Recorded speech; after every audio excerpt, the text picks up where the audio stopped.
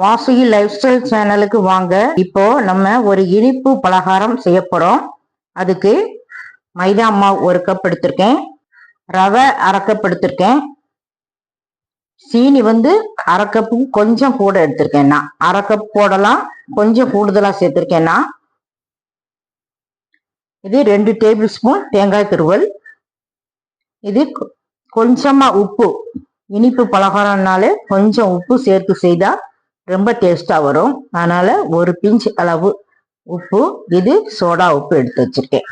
இதை எல்லாத்தையும் வெது வெதுன்னு சூடு பண்ணி அந்த மாதிரி தண்ணியை தான் ஊற்றணும். இப்போ ஒரு மிக்சிங் பவுல்ல மைதா மாவு 1 கப் சேர்த்துக்கலாம்,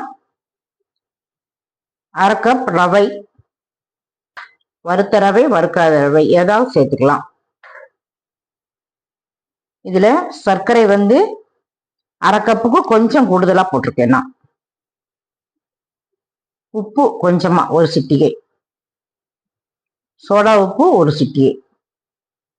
இத வெது வெதுன்னு தண்ணி ஊத்தி இப்ப கிளறி விட்டுக்கலாம். தேங்காய் பூ நம்ம அந்த பலகாரம் சுடும் போது கிண்டி விட்டுக்கலாம். இப்ப கொஞ்சம் கொஞ்சமா தண்ணி ஊத்தி கிளறி, தோசை மாவு பதத்துக்கும் இருக்கக்கூடாது, இட்லி மாவு பதத்துக்கும் இருக்கக்கூடாது, அது ரெண்டுக்கும் நடுத்தரமா உள்ள பக்குவத்துல நம்ம எடுத்து வச்சுக்கலாம். இப்போ லைட் சூடா உள்ள தண்ணியை ஊத்தி இப்போ நல்லா மிக்ஸ் பண்ணி வச்சிருக்கோம். இப்போ இந்த பக்குவத்துல தான் இருக்கணும். இப்போ ரவை நல்லா ஊறி வரவும் கரெக்டான பக்குவத்துல வந்துடும். 1/2 மணி நேரமா ஊற வச்சிடலாம்.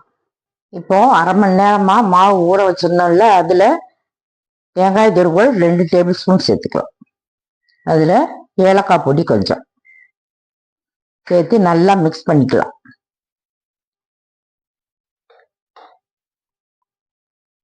மாவு இந்த பக்குவத்துல இருக்கணும். இப்போ கடாயில எண்ணெய் காயுது, அதுல இப்போ ஊத்திக்கலாம். இப்போ ஒவ்வொரு கரண்டியா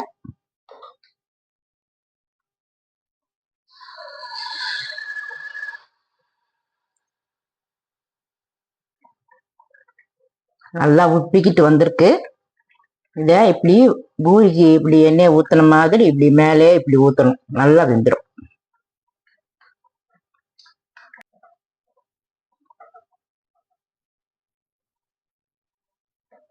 பொன்னிறமா வரவும் எடுத்துக்கலாம்.